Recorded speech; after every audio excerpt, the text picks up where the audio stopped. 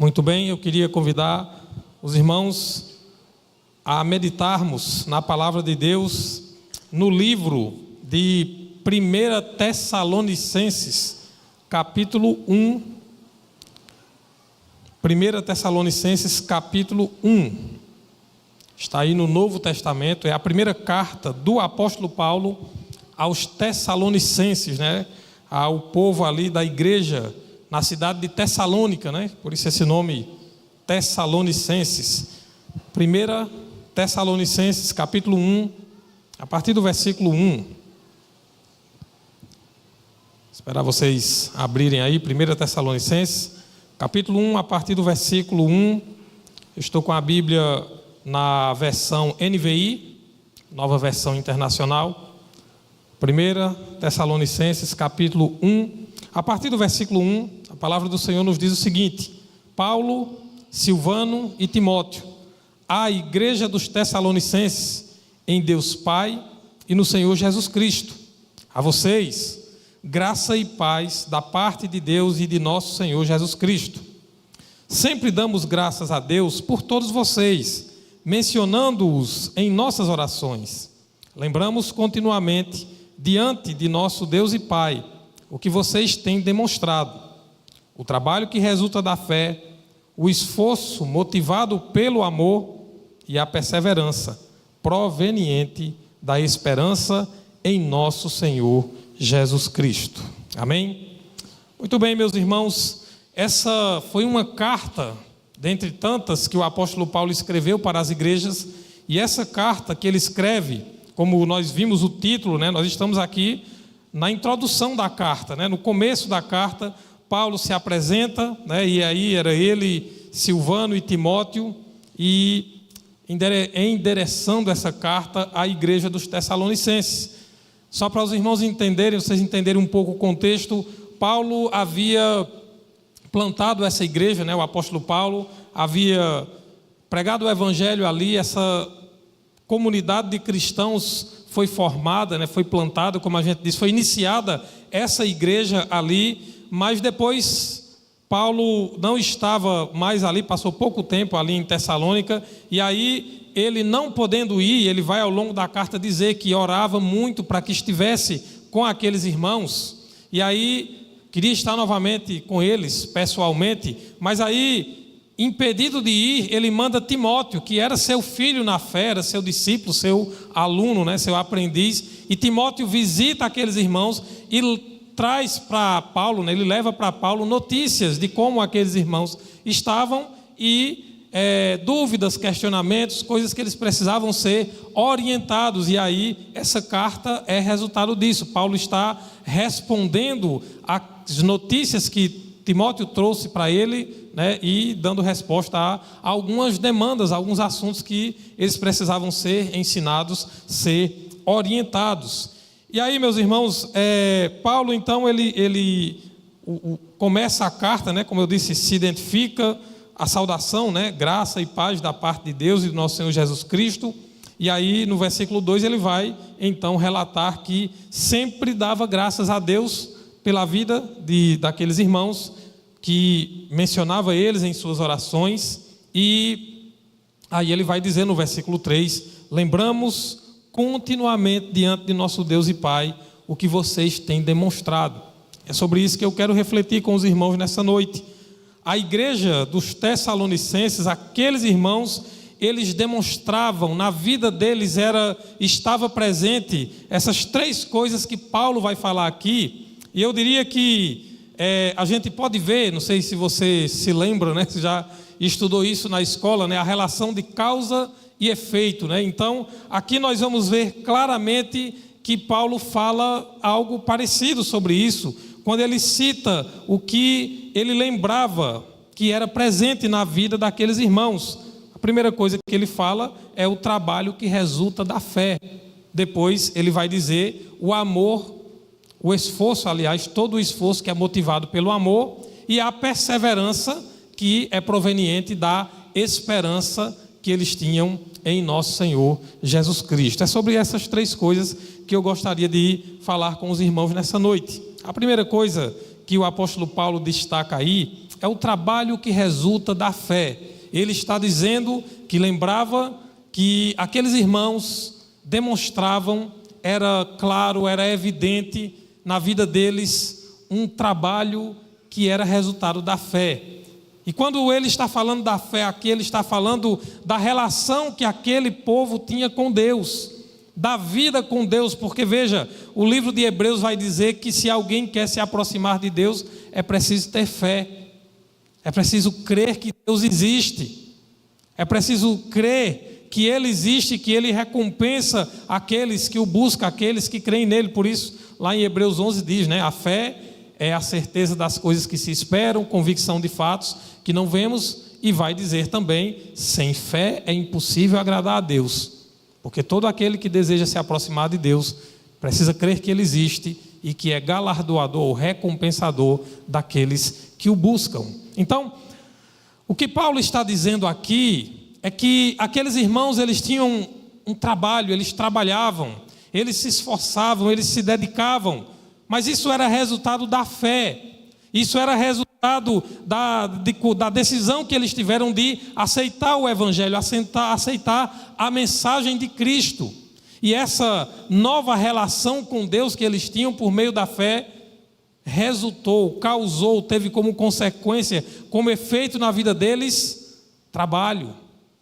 E aí, nós podemos relacionar essa afirmação tranquilamente com o que está escrito no livro de Tiago, capítulo 2. Tiago, e aí a gente vai para Tiago, andar um pouquinho aí para frente na Bíblia. Tiago, capítulo 2, ele vai dizer o seguinte, a partir do versículo 14. Olha o que Tiago escreveu aqui. Tiago 2, a partir do versículo 14. De que adianta, meus irmãos, alguém dizer que tem fé se não tem obras, se não tem ações, se não tem atitudes? Acaso a fé pode salvá-lo? Se um irmão ou irmã estiver necessitando de roupas e de alimento, do alimento de cada dia, e um de vocês lhe disser, vá em paz, aqueça-se e alimente-se até satisfazer-se, sem porém lhe dar nada, de que adianta isso? Assim também a fé por si só, se não for acompanhada de obras, está morta. Mas alguém dirá, você tem fé, eu tenho obras. Mostre-me a sua fé sem obras, eu mostrarei a minha fé pelas obras. Você crê que existe um só Deus? Muito bem. Até mesmo os demônios creem e tremem. Insensato. Quer certificar-se de que a fé sem obras é inútil? Não foi Abraão, nosso antepassado, justificado por obras, quando ofereceu seu filho Isaque sobre o altar? Você pode ver que tanto a fé como as obras estavam atuando juntas, e a fé foi aperfeiçoada pelas obras. Cumpriu-se assim a escritura que diz, Abraão creu em Deus, isso é fé, e isso lhe foi creditado como justiça, e ele foi chamado amigo de Deus. Vejam que uma pessoa é justificada por obras e não apenas pela fé. Caso semelhante ao de Raabe, a prostituta. Não foi ela justificada pelas obras, quando acolheu os espias e os fez sair por outro caminho? Assim como o corpo sem espírito está morto, também a fé sem obras está morta. O que Tiago está dizendo aqui é que, e Paulo escreveu na carta aos Tessalonicenses, meus irmãos, é que a nossa fé, a nossa relação com Deus, a nossa vida com Deus, como eu disse, ela precisa ser uma relação de causa e efeito. A fé deve causar um efeito, trazer uma consequência, que são as obras, que são as nossas ações, o nosso modo de viver, o nosso comportamento, a nossa forma de viver a nossa vida, nossas decisões, o que nós fazemos precisa ser transformado pela nossa fé, pela relação que nós temos com Deus. Uma vida espiritual, uma vida que busca a Deus, que não muda o nosso caráter, a nossa personalidade, o nosso modo de ser. Não é uma vida real com Deus. A fé sem obras, veja, diz aqui, é morta. A fé, meus irmãos, a nossa relação com Deus deve transformar a nossa vida. É isso que Jesus disse quando falou que precisamos nascer de novo. Nascer de novo, ele disse: o que é nascido da carne é carne, mas o que é nascido do Espírito é Espírito. Não é possível que tenhamos um relacionamento com Deus, que sejamos pessoas que buscam a Deus, pessoas que vão para os cultos, que fazem suas orações, que têm a sua relação com Deus, e o nosso caráter, a nossa personalidade, a nossa forma de falar, de agir, não seja transformada. Isso é impossível. Não pode ser assim, porque o Espírito Santo habita em nós, e ele vai falar muito sobre isso na carta aos Tessalonicenses. Esse mover do Espírito Santo, essa presença do Espírito Santo de Deus em nossas vidas vai transformar a nossa forma de ser. Porque, meus irmãos, se fosse para a gente viver como nós bem vivíamos antes de conhecer a Cristo, não precisaria de vida com Deus, porque você ia viver como já vivia. Paulo escreve, quando escreve aos Efésios, ele diz: estando nós mortos em nossos pecados, vivíamos cada um segundo a nossa vontade, segundo os desejos da nossa carne, segundo os nossos pensamentos, segundo o curso desse mundo que está aí de mal a pior em seus valores e princípios, se é que podemos chamar algumas coisas de valores e princípios, mas são os costumes desse mundo. Mas ele diz que Deus, sendo rico em misericórdia, por causa do grande amor que nos amou, nos deu nova vida em Cristo. Pela graça nós somos salvos. O que Paulo está dizendo é que aqueles irmãos de Tessalônica, eles tinham um trabalho, eles tinham uma vida de dedicação, de esforço por causa da fé deles. A fé na vida daqueles irmãos resultou em um trabalho, em atitudes, em esforço, em dedicação a Deus. E aí, voltando ao texto lá de Tessalonicenses, Paulo vai dizer também, isso é uma continuação, né? Porque ele vai, deixa eu só localizar aqui, ele 1 Tessalonicenses capítulo 1, versículo 3, ele diz: olha, o trabalho que resulta da fé, o esforço motivado pelo amor. Veja, ele está dando continuidade à afirmação dele. Veja, o trabalho é resultado da fé, da nossa relação com Deus, mas ele diz: o esforço motivado pelo amor. O que é que nós podemos aprender disso? É que tudo que nós fazemos para Deus deve ser resultado da nossa relação com Ele, da nossa fé, mas também deve ser motivado pelo amor. A motivação deve ser o amor. E para falar de amor, o próprio apóstolo Paulo, ele nos deu um capítulo inteiro, né? 1 Coríntios capítulo 13.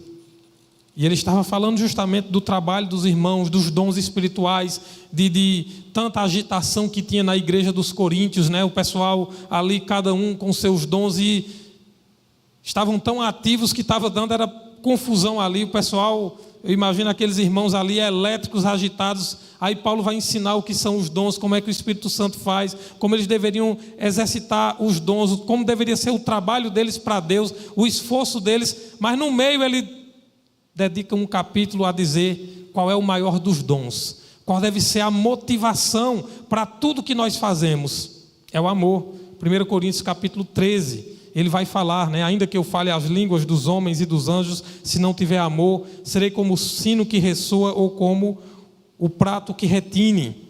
Ainda que eu tenha o dom da profecia, saiba todos os mistérios e todo conhecimento, e tenha uma fé capaz de mover montanhas, se não tiver amor, nada serei. Ainda que eu dê aos pobres tudo o que possuo e entregue o meu corpo para ser queimado, se não tiver amor, nada disso me valerá.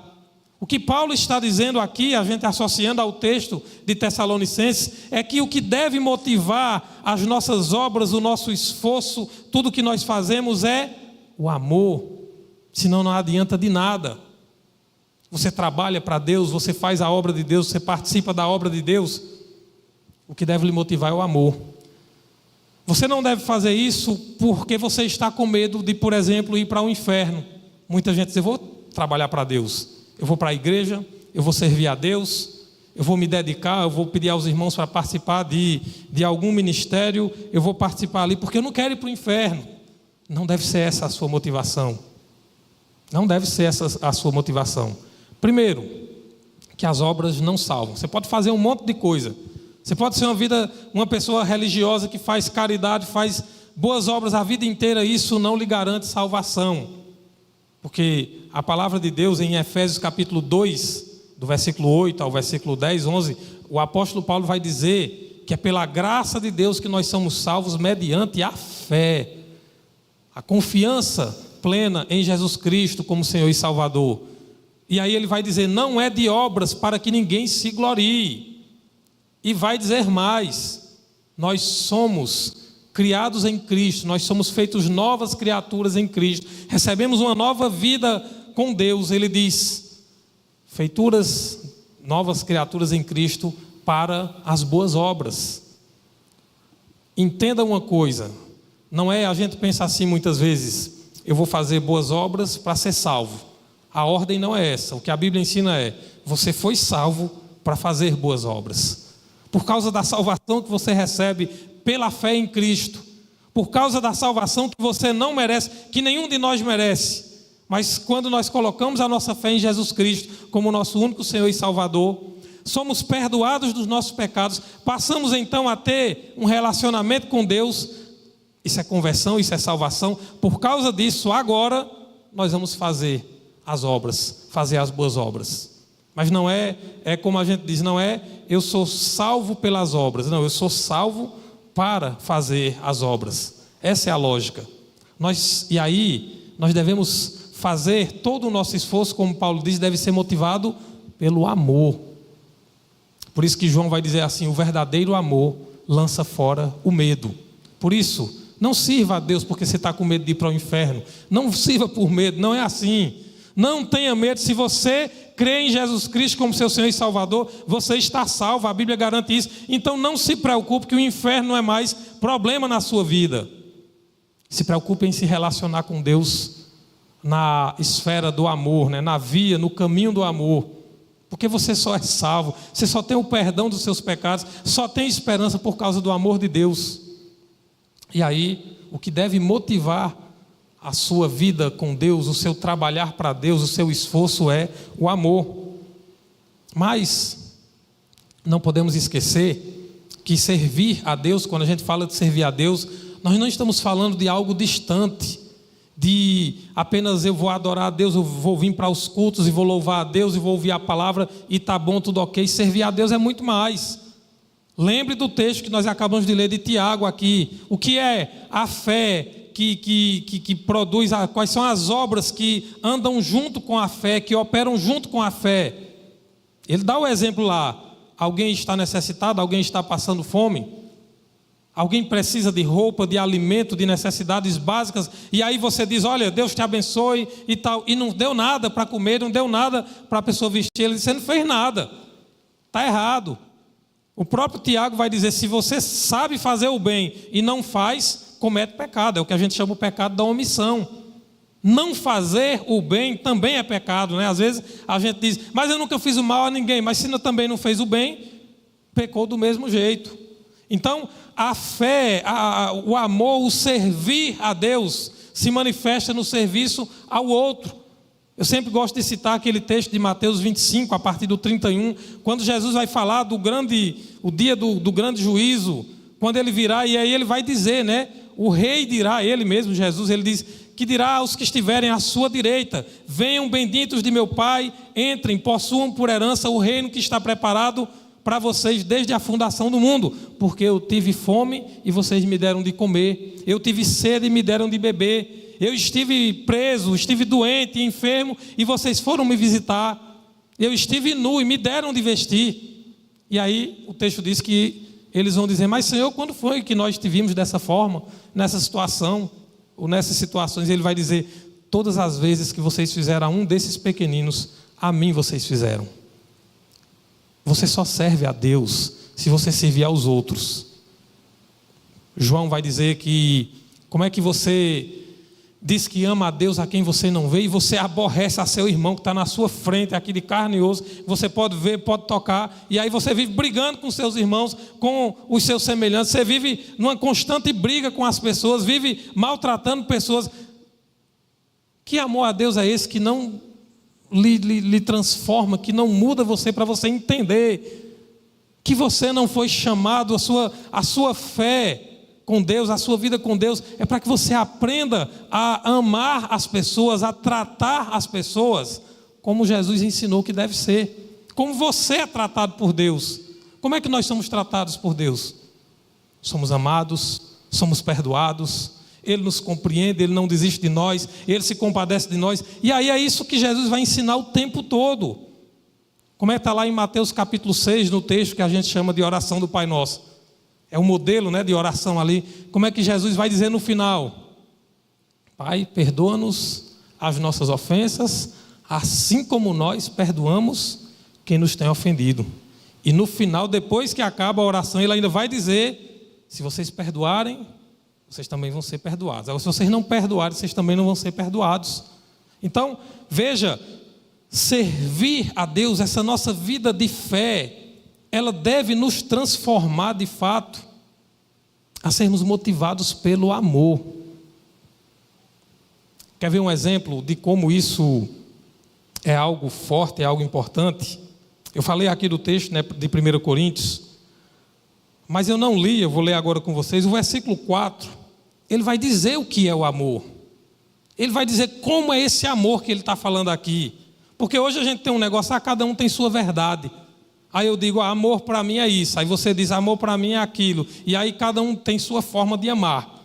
Porque nós somos assim. E a gente começa muitas vezes a criar nossas teorias. Olha, o meu jeito de adorar a Deus é esse. E quem disse que o seu jeito é o jeito que Deus quer? Se você quer se relacionar com Deus, você tem que se submeter à vontade dele. Afinal, ele é Deus. Ou é você o Deus da história, ou é você quem decide, quem escolhe como é que tem que ser. Não. Por isso que a Bíblia é a nossa regra de fé e de prática. Aqui, e Paulo vai dizer também aos Tessalonicenses: olha, vocês não foram chamados, o evangelho que apresentamos a vocês não foram palavras de homens, foi a palavra de Deus, é o evangelho, é a palavra de Deus.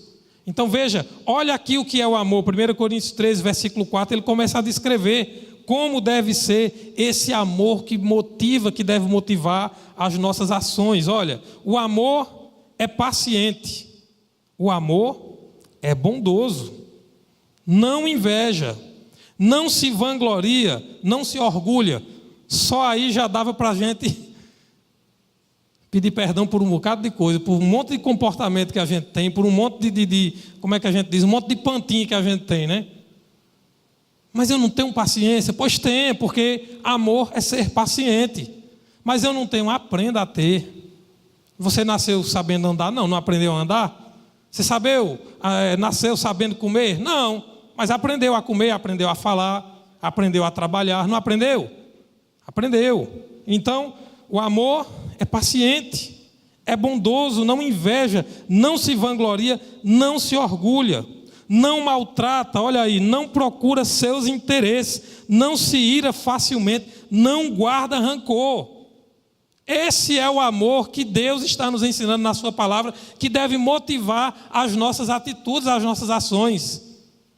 Então não é você amar, eu amo do meu jeito, pois aprenda a amar do jeito de Deus, se você realmente tem fé em Deus, se você realmente se relaciona com Deus. É por isso que a palavra está aqui. Se fosse para você viver do seu jeito, se fosse para eu viver do meu jeito, não precisava a palavra de Deus. Lembre-se, antes, lá em Efésios 2 ele vai dizer, cada um andava segundo seus pensamentos, fazendo a sua vontade, segundo o curso desse mundo. Mas se você quer se relacionar com Deus, andar com Deus, é assim que se ama, é assim que é amor. O amor não se, versículo 6, o amor não se alegra com a injustiça, mas se alegra com a verdade. Olha o versículo 7 agora, tudo sofre, tudo crê, tudo espera, tudo suporta. Meus irmãos, eu tenho ouvido algumas vezes uma coisa que, eu acho que eu até já falei isso também, eu devo ter falado em algum momento, achando que você fala, achando que está arrasando. Olhe, eu quero paz, eu quero estar em paz, e eu quero distância. Eu sei que tem situações que realmente a Bíblia também ensina você se afastar, às vezes até de pessoas, de situações, para ter paz. A própria Bíblia diz, no que depender de você, viva em paz com todas as pessoas. Mas deixa eu dizer uma coisa. Se você quer viver em amor, quer cumprir o mandamento, de Cristo, o mandamento de Deus de amar uns aos outros, você tem que entender que amor vai exigir isso. Tudo sofrer, tudo suportar, ser paciente, bondoso. Está muito claro aqui. Quem é casado? Será que se fosse para a gente continuar casado só se fosse um mar de rosas, se não tivesse problemas, discussões, você pensa de um jeito, ela pensa do outro, você não ia continuar. Amor é isso aqui, você aprende a ser paciente, a suportar, né? E isso vale para os dois. Então veja, o amor está dizendo aqui que ele tudo sofre, tudo crê, tudo espera e tudo suporta.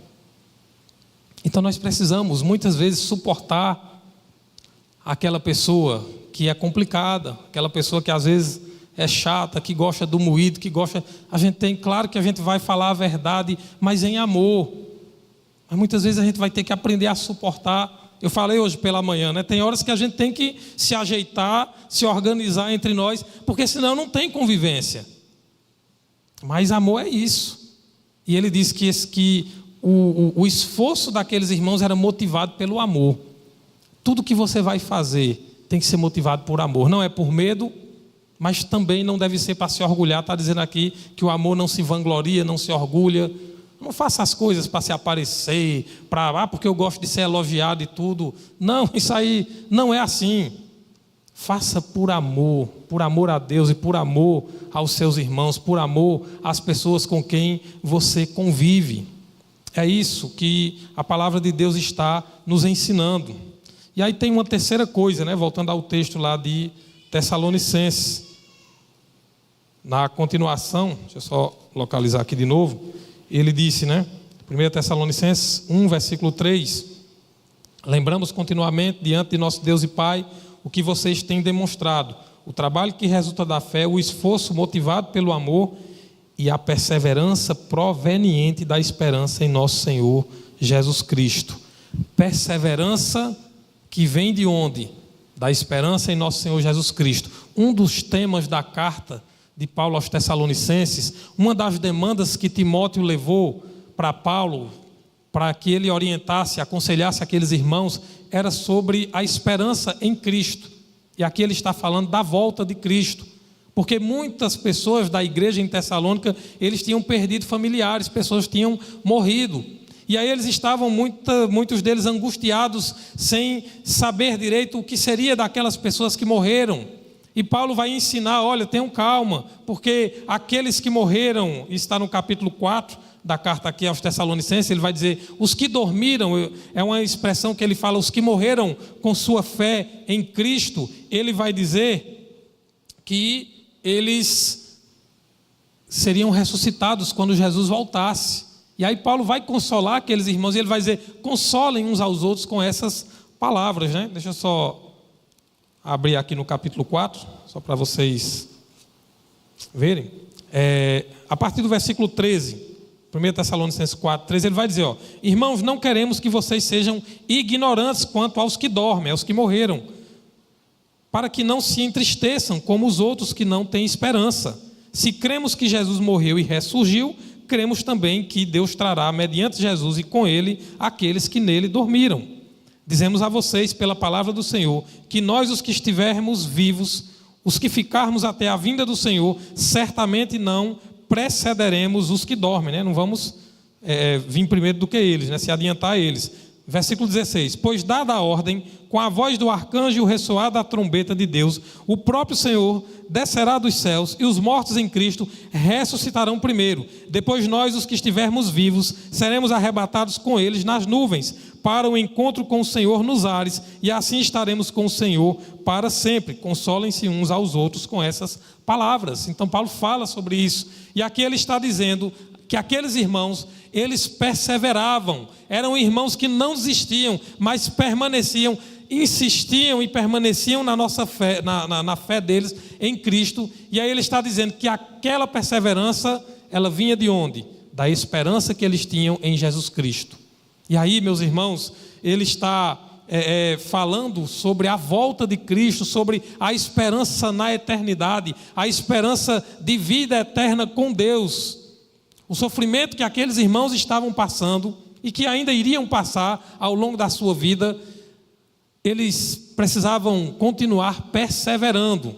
E Paulo está nos ensinando aqui, pelo exemplo daqueles irmãos, que para que nós possamos perseverar na nossa fé, na nossa caminhada com Deus, nós precisamos ter a esperança na volta de Cristo. Não podemos esquecer que nós não vamos viver apenas aqui nessa terra, essa breve vida, essa vida passageira aqui. Não podemos esquecer disso. Às vezes falamos pouco sobre isso, às vezes a gente pensa que a vida se resume só a isso aqui, e a gente passa a maior parte do tempo preocupado nos boletos, nas contas para pagar, no que vai ser da aposentadoria, no que vai ser do dia de amanhã, se eu vou conseguir ter um bom patrimônio, se eu vou conseguir juntar coisas aqui. Mas não podemos esquecer que essa vida aqui é breve e é passageira. Não podemos esquecer, e é Paulo quem vai dizer: se a nossa esperança em Cristo é apenas para esse mundo aqui, somos os mais miseráveis e infelizes de todos os homens, de todas as pessoas. Não esqueçam disso, meus irmãos. Essa vida aqui é muito breve. Não esqueçam que nós fomos chamados, que a nossa relação com Deus, ela vai muito mais além do que os poucos anos que vamos viver aqui nessa terra. Há uma eternidade. Há algo muito maior preparado para nós. Por isso que tudo que nós vivemos aqui, alguém já disse, tem um autor que disse, a vida aqui é apenas um ensaio para a eternidade. É Paulo quem vai dizer, a nossa pátria está com Cristo, está em Deus, está nos céus. A nossa morada não é a nossa casa, que a gente, às vezes, como eu, passa 30 anos para pagar uma casa. E é muito tempo para nós, né? 30 anos lá a casa financiada, mas a nossa morada não é essa.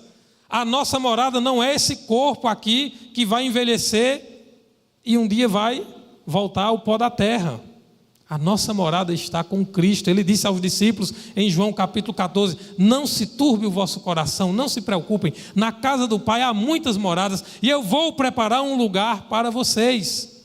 E quando eu vier, eu vou buscar vocês para que onde eu estiver, vocês estejam também. Não podemos perder de vista isso.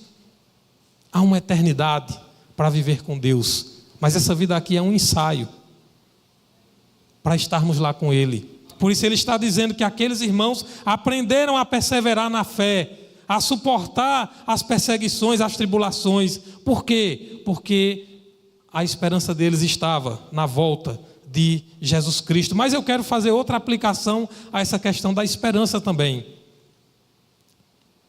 Aprender a perseverar vai exigir de nós esperança em Cristo, também para as coisas dessa vida aqui. Veja, às vezes a gente está passando por momentos difíceis, tumultuados, na sua casa, na sua família, tem lutas, tem batalhas, às vezes a esposa com o marido com a esposa, os pais com os filhos com os pais. Às vezes no seu trabalho, às vezes o seu problema é a falta de um trabalho, às vezes o seu problema é uma doença, é uma enfermidade, são tantas coisas, fora os conflitos que a gente tem dentro de nós, nossas crises, né? nossas questões psicológicas, emocionais, que todos nós temos, nossas dificuldades. Mas vejam, para aprendermos a perseverar diante de tantas batalhas, tantas lutas que essa vida nos traz, precisamos ter esperança em Jesus Cristo. Precisamos entender que a nossa esperança é Cristo. Precisamos, como Rose falou no começo do culto aqui, lembrar do Salmo 46. Deus é o nosso refúgio e fortaleza, socorro bem presente na hora da angústia. Não estamos sozinhos. Ele disse, no mundo vocês vão ter aflições, mas tenham um bom ânimo, porque eu venci o mundo. Ele disse que nós não estaríamos sozinhos um dia sequer. Os fios de cabelo da nossa cabeça, e tem uns que vão caindo com o tempo, mas nenhum cai sem que Deus saiba. Você sabe quantos fios de cabelo tem na sua cabeça? Claro que não. Ninguém sabe. Pois Deus sabe, estão todos contadinhos. Todos contadinhos.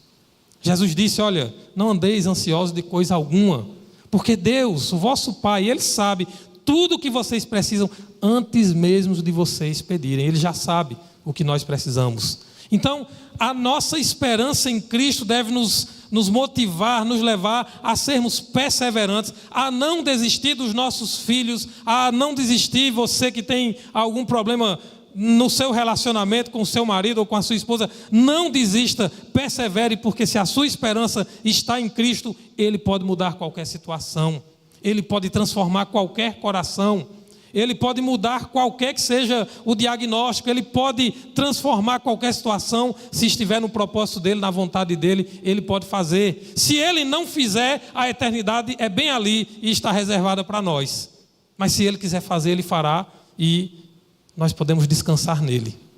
Perseverar, meus irmãos, requer de nós lembrar que a nossa esperança está em Cristo. É isso que Paulo falou desses irmãos aqui, a perseverança proveniente da esperança em nosso Senhor Jesus Cristo. Então que nós possamos perseverar nas nossas lutas e batalhas diárias, nas dificuldades, como a gente diz, nos leões que a gente tem muitas vezes que enfrentar a cada dia, lembrando, nossa esperança está em Cristo. Ele vai trazer a solução. O que for o melhor para a minha vida, que muitas vezes é diferente do que eu quero, mas a vontade de Deus é boa, perfeita e agradável. É por isso que lá no modelo de oração do Pai Nosso, ele vai dizer: Pai Nosso que estás nos céus, santificado seja o teu nome, venha a nós o teu reino, seja feita a tua vontade, tanto na terra como no céu. Isso nos motiva, meus irmãos, nos ensina a perseverar, que seja feita a vontade dEle. A nossa esperança está em Cristo, não está em homens, não está no governo, seja ele qual for, não está em nenhuma ideologia humana, política, filosófica, o que for. A nossa esperança está em Jesus Cristo. Ele é a nossa ideologia, Ele é a nossa esperança, Ele é o que nos motiva. Os nossos olhos devem estar, como diz em Hebreus capítulo 12, olhando firmemente para Jesus Cristo, o autor e consumador da nossa fé. Assim nós poderemos perseverar. Então, meus irmãos, que nós possamos ter, como nos diz aqui o texto de Tessalonicenses, versículo 3, que nós possamos ter uma vida, onde nós possamos trabalhar, onde nós possamos nos dedicar em fazer a vontade de Deus, em fazer a obra de Deus, motivados pela fé, pelo nosso relacionamento com Deus, mas motivados, todo o nosso esforço, motivado também pelo amor, que tudo seja feito por amor a Deus e amor aos nossos irmãos, para servir aos nossos irmãos, para socorrer aqueles que necessitam, para abençoar aqueles que precisam ser abençoados, para resgatar aqueles que estão perdidos, como um dia nós estávamos perdidos também, e alguém, motivado pelo amor de Deus, nos resgatou e compartilhou conosco do amor de Deus, e para que possamos perseverar, porque a nossa esperança é Jesus Cristo, para esse mundo aqui, e muito mais para a eternidade, porque Ele já preparou esse lugar para nós, e Ele nos dá a certeza de que se estamos com Ele, nós estaremos com Ele também na eternidade. Que possamos meditar, meus irmãos, nessa palavra. Eu queria convidar os irmãos do louvor para estarmos cantando.